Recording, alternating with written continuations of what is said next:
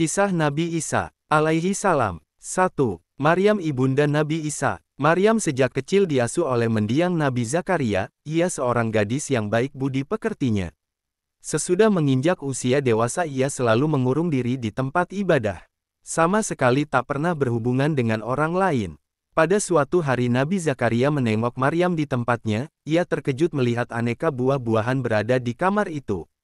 Maryam menjelaskan bahwa semua itu adalah karunia Allah.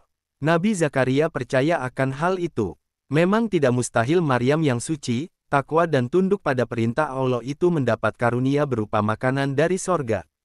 Pada suatu hari Maryam kedatangan malaikat yang mengatakan bahwa ia akan mengandung dan melahirkan anak laki-laki yang nantinya akan menjadi nabi dan rasul.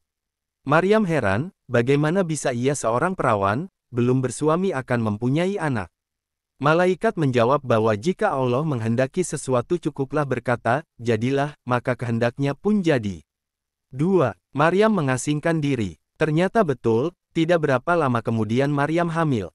Segera saja ia jadi bahan pergunjingan masyarakat di sekitarnya, lah dianggap telah berbuat serong dengan lelaki lain. Sungguh tuduhan ini merupakan hal yang menyakitkan bagi Maryam. Inilah salah satu dari ujian berat yang harus dihadapi dengan iman yang teguh. Ia mengasingkan diri dari keramaian untuk menghindari cemoohan masyarakat, ia melahirkan bayinya di bawah sebatang pohon kurma yang diberkati Allah. Bayinya lahir dengan selamat. Sesudah kesehatannya pulih Maryam kembali ke rumahnya dengan membawa bayinya itu. 3. Sang bayi yang menjelaskan semuanya. Berbagai pendapat dan tuduhan ditujukan kepada Maryam. Bagaimana ia seorang gadis yang tekun beribadah bisa mempunyai seorang anak?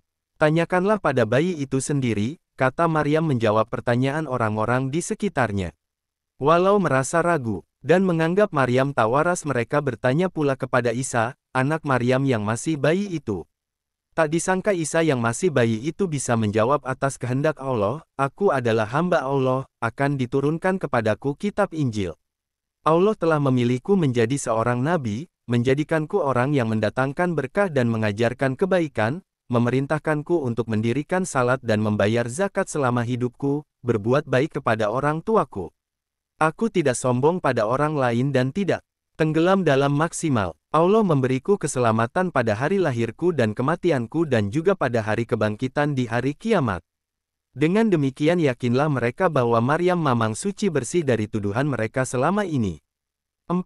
Kenabian Isa, alaihi salam. Sejak kecil Isa sudah menampakkan diri sebagai manusia istimewa. Kecerdasannya luar biasa, dan pada umur 30 tahun ia diangkat menjadi nabi dan rasul. Sebelumnya telah diajarkan kepada Taurat dan Injil. Dengan diangkatnya sebagai rasul maka mulailah ia menyebarkan agama Islam kepada kaumnya. Menyerukan kaum Yahudi dan orang-orang Israel untuk kembali kepada Allah. Menyadarkan kesesatan mereka yang telah berani mengubah kitab Taurat peninggalan Nabi Musa.